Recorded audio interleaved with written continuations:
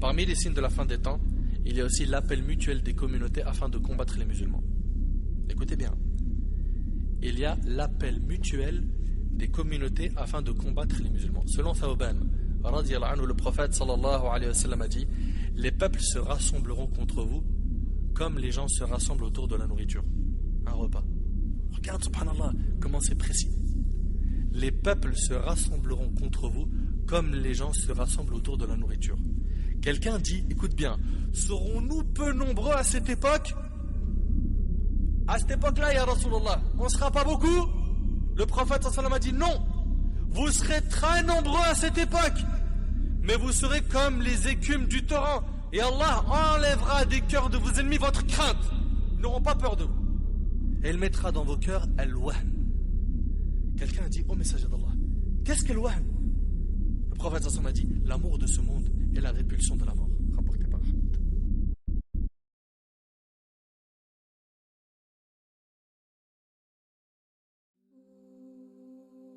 Parmi les signes de la fin des temps,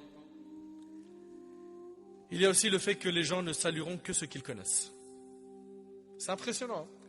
Même dans un cercle, tu es avec plusieurs frères, tu as un frère qui vient, qui en connaît qu'un du groupe, il lui serre la main à lui et il part. Et les autres, c'est quoi? Pourquoi tu ne leur serres pas la main? Pourquoi tu ne les salues pas? D'après Abdullah ibn Mas'ud radiyallahu anhu, le messager d'Allah alayhi salatu wa sallam a dit: avant l'heure, les gens ne salueront que ceux qu'ils connaissent. Et le commerce se propagera. On est dedans. Jusqu'à ce que la femme participe avec son mari au commerce. On est dedans. Se répandra la rupture des liens de parenté. Ça aujourd'hui, regarde un petit peu dans nos familles, va pas loin. Dans nos familles, l'oncle qui ne parle pas à ta tante, à sa soeur, etc. Des guéguerres pour rien. Hein. Et la plupart du temps d'ailleurs, c'est pour de la futilité. Ou bien pour l'héritage, il a pris mon droit, ceci, cela, il m'a mal parlé, il n'est pas venu pour tel événement heureux ou triste que j'ai eu, etc., etc., etc. Se répandra la rupture des liens de parenté, le faux témoignage, la dissimulation du témoignage véridique. On est dedans ou pas ça? La dissimulation du témoignage véridique, c'est-à-dire même celui qui a un vrai témoignage à apporter, il ne le donne pas. Et l'apparition du qalam, la plume. Et le hadith il est rapporté par l'imam Ahmed. L'apparition de la plume signifie, et Allah tabarak wa ta'ala est le plus savant, l'apparition de l'écriture et sa propagation. Et aujourd'hui, l'écriture s'est énormément propagée. On a énormément de livres dans les 4 coins du monde. Tout ce que le prophète sallallahu alayhi wa sallam nous a annoncé s'est réalisé. Ces faits sont très manifestes à notre époque. Ils sont fréquents, tant dans la régularité que dans l'augmentation. Et qu'Allah tabarak wa ta'ala vienne à notre secours. Parmi les signes de la fin des temps, il y a aussi l'augmentation du nombre des femmes et la diminution du nombre des hommes. Anas ibn Malik radiyallahu anhu a dit: j'ai entendu le messager d'Allah alayhi salatu wa sallam dire, parmi les signes avant-coureurs de l'heure, il y a la disparition de la science. Ça c'est dû à quoi? La disparition des savants. L'apparition de l'ignorance. On l'a vu aussi. La propagation de la fornication. Hein, il y a même des boutiques pour ça, des sites, des trucs. De la consommation de l'alcool. Elle se fait de manière ouverte. Et il y aura une quantité faible d'hommes. Et pourquoi ici le prophète sallallahu alayhi wa sallam dit il y aura une quantité faible d'hommes? Qui sait? Et un grand nombre de femmes. Au point qu'il y aura un régisseur pour 50 femmes. Dans une autre version, la science se raréfiera et l'ignorance se manifestera. C'est rapporté par Bukhari et Muslim. Ici, dans l'explication du hadith, il est dit qu'il y aura une quantité faible d'hommes à cause des guerres où ils seront tués.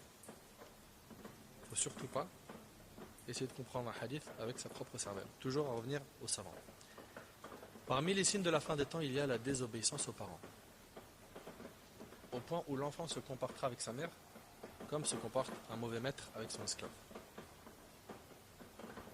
Dans le hadith d'Omar ibn Khattab radiyallahu anhu, Jibril, vous savez qu'il est venu sous forme humaine et il a questionné le prophète sallallahu alayhi wa sallam sur beaucoup de choses, sur l'islam, la foi, l'excellence. Et parmi les questions, il lui a dit: informe-moi sur ces signes précurseurs, sur les signes de l'heure. Le prophète sallallahu alayhi wa sallam a dit: quand la femme donnera naissance à sa propre maîtresse. Parmi les explications données, c'est al-uquq. C'est quoi? C'est la désobéissance aux parents. Le mauvais comportement vers les parents. Et comme vous le savez, c'est un péché qui est très grave.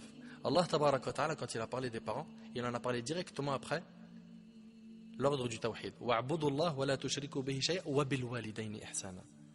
Après avoir ordonné aux gens d'adorer Allah, de ne pas lui associer, il parle immédiatement Azza wa Jal de quoi? De la bienfaisance envers les parents. Et combien on en a aujourd'hui?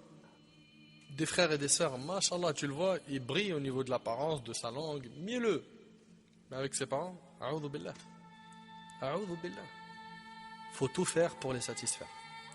Faut tout faire pour éviter leur colère. Jamais ne dormir avec la colère des parents sur le dos. Jamais. Et rappelez-vous du hadith rapporté par Tirmidhi, le prophète sallallahu alayhi wa sallam a dit: la satisfaction d'Allah est dans la satisfaction des parents, et la colère d'Allah est dans la colère des parents. Et même s'ils ne sont pas musulmans, on doit bien se comporter avec eux. Même s'ils sont non musulmans. Et dans le même hadith, le prophète sallallahu alayhi wa sallam dit: quand tu verras le va-nu-pied, ces personnes-là qui vivent dans la misère, hein, pauvres, les déguenillés et les gueux, gardiens de bêtes, qui s'occupent des bêtes, yatatawaluna fil bunyan, construire des grandes constructions. Ça, c'est des signes de l'heure. Et c'est rapporté par l'imam Muslim. L'imam Ibn Rajab, rahimahullah, dans Jam' al-Ulum wal-Hikam, il commente ce hadith. Et qu'est-ce qu'il a dit? Il a dit: le sens de ce qui a été évoqué comme signe avant-coureur de l'heure, de ce hadith, revient au fait que l'autorité sera confiée à ceux qui n'en sont pas dignes. Comme l'a affirmé dans un autre hadith, le prophète sallallahu alayhi wa sallam, à celui qui l'a interrogé au sujet de l'heure. Il a dit quoi? Lorsque l'autorité sera confiée à ceux qui n'en sont pas dignes, ceux qui ne sont pas aptes, alors attends-toi à l'heure. Et là, qu'est-ce qu'il dit? Il dit: lorsque les va-nu-pieds, bergers de moutons, qui sont des personnes dures et ignorantes, viendront à tenir les rênes de l'autorité et à détenir les richesses et les biens, de telle sorte qu'ils se mettront à rivaliser dans l'édification, dans les constructions élevées. Et il n'y a aucun doute que cela causera la dégradation du régime religieux et de l'organisation de la vie. Fin de ce qu'a dit Ibn Rajab, rahimahullah. Les gratte-ciel. Ils étaient pauvres, c'était des bédouins, et puis aujourd'hui ils ont des gratte-ciel. Ça fait partie des signes de la fin des temps. Parmi les signes de la fin des temps, il y aura des femmes qui seront habillées et nues en même temps. Ça veut dire quoi? Ça veut dire que le vêtement est tellement transparent ou serré qu'on ne dirait pas qu'elle est habillée. Selon Abdullah ibn Amr radiyallahu anhu, le prophète sallallahu alayhi wa sallam a dit: écoutez attentivement, il y aura à la fin de ma communauté des hommes qui monteront sur des selles comme des selles de chameaux. Et dans la suite du hadith, il dit: ils descendront aux portes des mosquées pour prier. Donc ils vont monter sur des selles comme des selles de chameaux. Certains savants disent qu'il est possible que ce soit les voitures de cette époque. Et leurs femmes seront habillées et nues en même temps. Le hadith il est rapporté par Ahmad. Parmi les signes de la fin des temps, il y aura l'apparition d'imposteurs prétendant la prophétie. Il y en a eu des imposteurs qui prétendent être prophètes ou pas? À l'époque du prophète, il y a eu qui? Moussaïlama, barakallahu fik. D'après Abu Hurayra radiyallahu anhu, le prophète sallallahu alayhi wa sallam a dit: l'heure ne se lèvera pas avant que ne se manifestent environ 30 imposteurs, très grands menteurs, prétendant chacun être le messager d'Allah, rapporté par Bukhari et Muslim. C'est précis, subhanallah, chaque fois c'est précis. Un grand nombre de ces grands menteurs-là s'est déjà manifesté dans le passé. À l'époque des compagnons, il y a eu Moussaïlama, le grand menteur. Il y a eu aussi Al-Aswad Al-Ansi. Il y a eu aussi Sajjah El-Kahina. Ça, c'était à l'époque des compagnons. À l'époque de la génération qui suit les compagnons, celle des Tabi'in, il y a eu Mukhtar al-Thaqafi, qui a prétendu être prophète. Puis, il y a plus d'un siècle, oui, il y a eu Hussein ibn Ali ibn al-Mirza Abbas, en Iran, qui a prétendu être prophète.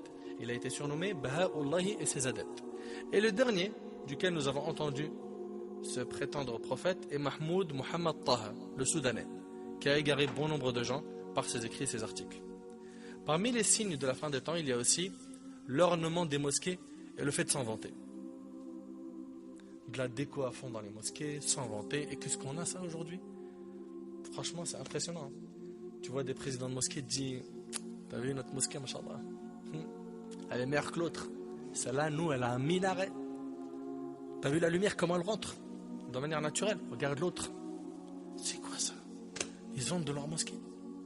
D'après Anas ibn Malik, le messager d'Allah a dit: parmi les signes avant-coureurs de l'heure, les gens se vanteront entre eux sur leur mosquée. C'est rapporté par Abu Daoud, Ahmad et d'autres. C'est ce qu'on a aujourd'hui, hélas, des gens qui se vantent de leur mosquée parce qu'ils ont des beaux tapis, un grand minaret, parce qu'ils ont des lumières de je ne sais quoi, des grands lustres, parce que chez eux c'est avec détecteur de mouvement, Hein, la lumière, elle s'allume, et l'autre, non. C'est quoi ça? Ils se vendent de leur mosquée sans les fréquenter. Ils y vont pas pour prier, hein, juste pour frimer. C'est la raconter. Regarde ma mosquée. Allah al-Musta'an. Heureusement que tout le monde n'est pas comme ça, hein, j'ai pas généralisé. Mes frères et sœurs, parmi les signes de la fin des temps, il y a aussi la propagation de l'usure. Aujourd'hui, on voit l'usure partout. Partout. Et selon Abdullah ibn Mas'ud radiyallahu anhu, le prophète sallallahu alayhi wa sallam a dit: avant l'heure se propagera l'usure, rapporté par l'imam al-Tabarani. Et selon Abu Hurayra radiyallahu anhu, le prophète sallallahu alayhi wa sallam a dit: viendra un temps où l'homme ne se souciera pas de savoir s'il a gagné son argent de manière licite ou illicite, rapporté par l'imam al-Bukhari. Allah al-Musta'an. C'est pas ce qu'on vit aujourd'hui, des gens qui gagnent leur argent sans se soucier. Est-ce que l'argent vient d'une provenance licite ou non? Allah al-Musta'an, c'est ce qu'on a aujourd'hui. Des gens qui ne se soucient plus de savoir d'où vient leur argent. Est-ce qu'il vient d'une manière licite ou d'une manière illicite? Donc on a dit ici, le prophète sallallahu alayhi wa sallam a dit: avant l'heure se propagera l'usure et les gens ne vont plus se soucier de savoir est-ce qu'ils ont gagné leur argent de manière licite ou non. Et ça on le vit clairement. Ça on le vit clairement. Riba aujourd'hui, partout. Il est propagé partout. Combien de gens aujourd'hui prennent des crédits bancaires pour acheter des voitures, pour acheter des maisons? Combien? Combien de personnes aujourd'hui n'ont plus le souci de savoir est-ce qu'ils ont gagné leur argent de manière licite ou non? Khallat, mélange, c'est pas grave. C'est triste. Wallah al-Adim, c'est triste. Parmi les signes de la fin des temps, il y a aussi la multiplication des tremblements de terre. D'après Abu Hurayra radiyallahu anhu, le prophète sallallahu alayhi wa sallam a dit: l'heure ne viendra pas jusqu'à ce que les tremblements de terre se multiplient, rapporté par l'imam al-Bukhari. Subhanallah, concernant les tremblements de terre, il y a juste à voir les années qui viennent de s'écouler. Combien on en a eu? Beaucoup. Le prophète sallallahu alayhi wa sallam a dit: l'heure ne viendra pas jusqu'à ce que les tremblements de terre se multiplient. Ibn Hajar rahimahullah a dit: de nombreux tremblements de terre se sont produits dans plusieurs pays du nord, de l'est et de l'ouest, mais il semble que cette multiplication signifie leur généralisation et leur persistance. Parmi les signes de la fin des temps, il y a aussi l'apparition des instruments de musique. Hélas, on voit des instruments de musique partout aujourd'hui. Dans les chansons que les gens écoutent, chez les gens, il arrive de trouver des pianos ou d'autres instruments.